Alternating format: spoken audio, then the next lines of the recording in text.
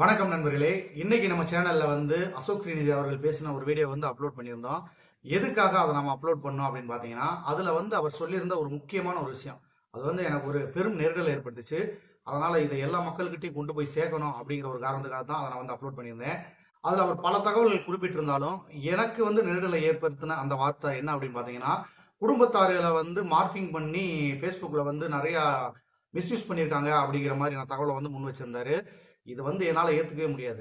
இந்த விஷயத்த மைவி 3 ஆர்ட்ஸ் உறுப்பினர்கள் தான் பண்ணியிருப்பாங்களா அப்படின்னா பண்ணியிருக்கலாம், பண்ணாமலும் இருக்கலாம். இதுல சில பேர் என்ன பண்ணுவாங்கன்னா, ரெண்டு தரப்புக்கு சில பிரச்சனைகள் இருக்கும்போது மூணாவது ஒரு தரப்பு, அதாவது எப்படின்னா இதெல்லாம் வேடிக்கை பார்த்துக்கிட்டு இருக்க இந்த நிறுவனத்துக்கும் சம்மந்தம் இல்லாம இருப்பாங்க, அசோக் ஸ்ரீநிதிக்கும் சம்மந்தம் இல்லாத ஆளா இருப்பாங்க. ஒரு சண்டையை மூட்டி விடணும் அப்படிங்கிறதுக்காக தேவையில்லாம கூட இந்த மாதிரி கிரியேட் பண்ணி அனுப்பிச்சிருந்திருக்கலாம். எப்படியோ உங்களுக்குள்ள ஒரு சண்டை வந்துகிட்டே இருக்கட்டும் அப்படிங்கிறதுக்காக கூட அவங்க அதை பண்ணியிருந்திருக்கலாம்.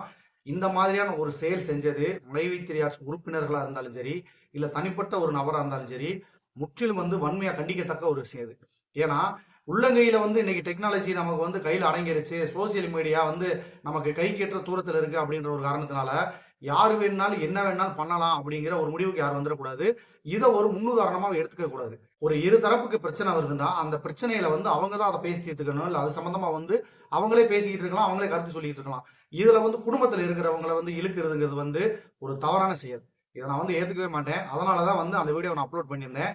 இந்த செயலை செஞ்சிருந்தது யாரா இருந்தாலும் சரி, அது எவரா இருந்தாலும் சரி, கண்டிப்பா அவங்க கண்டிக்கவும் படணும், தண்டிக்கவும் படணும், நீதிமன்றத்துக்கு முன்னாடி கொண்டு நிறுத்தப்படணும். இதுதான் என்னுடைய வேண்டுகோள்.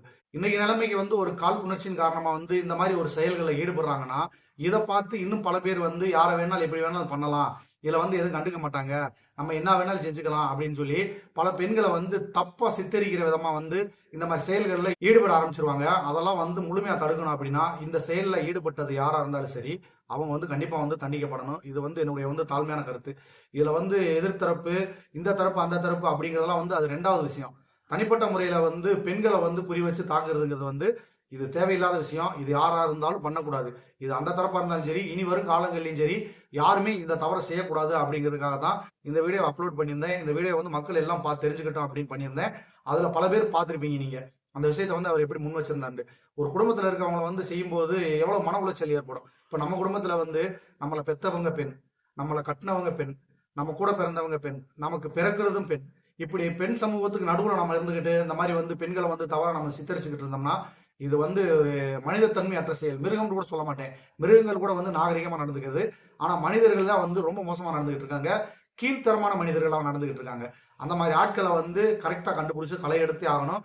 இனிமேல் பெண்கள் சம்பந்தமா யார் எந்த ஒரு தவறான பதிவோ தவறான விஷயங்களை Facebookல சரி, மற்ற சோசியல் மீடியாக்கள்ல சரி பரவ விடுறத தடுக்கணும் அப்படிங்கிறத இந்த இடத்துல கேட்டுக்கிறேன். நம்ம நிறுவனத்திலையும் கூட பல பெண்கள் இருக்காங்க, எவ்வளவோ பேர். நம்ம ஒரு 60 லட்சம் பேர் இருக்கோம்னா கிட்டத்தட்ட அதுல ஒரு 40 லட்சம் பேர் பெண்களா தான் இருப்பாங்க. அவ்வளவு பேர் ஒர்க் பண்ணிட்டு இருக்காங்க. அவங்க எல்லாம் என்ன மாதிரியான ஒரு மனநிலை இருப்பாங்க? அவங்க எல்லாம் வெளியில Facebook இந்த மாதிரி எல்லாத்துலயுமே இருக்காங்க. நாளைக்கு அவங்களுடைய போட்டோஸ், வீடியோஸ் எல்லாம் இந்த மாதிரி தான் யூஸ் பண்ணுவாங்களா? அதனால யாருக்கு இது முன்னுதாரணமா இருக்கக்கூடாது அப்படிங்கிறதுக்காக தான் அந்த வீடியோ அப்லோட் பண்ணேன். நிச்சயமா சொல்றேன், அது பண்ணது மைவி 3 ஆர்ட்ஸ் உறுப்பினரா இருந்தாலும் சரி, இல்ல உறுப்பினர் அல்லாதவரா இருந்தாலும் சரி, யாரா இருந்தாலும் அவங்க கடுமையா கண்டிக்கப்பட வேண்டியவங்க, தண்டிக்கப்பட வேண்டியவங்க. நிச்சயமா அவங்களுக்கு தண்டனை கிடைக்கணும். அந்த ஒரு காரணத்துக்காக தான் இந்த வீடியோ நான் அப்லோட் பண்ணேன்.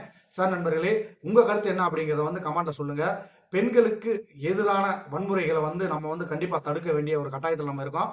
பெண்கள்லாம் நீங்க அந்த வீடியோ பார்த்துட்டு இருக்கீங்கன்னா இது சரியா தப்பா அப்படிங்கிறத கண்டிப்பா நீங்கள் கமெண்ட்ல பதிவு பண்ணுங்க. சார் நண்பர்களே, மீண்டும் ஒரு பயனுள்ள ஒரு தகவல் உங்களை சந்திக்கிறேன். மெய்ப்பொருள் காண்பதறிவு. வாழ்க வளமுடன்.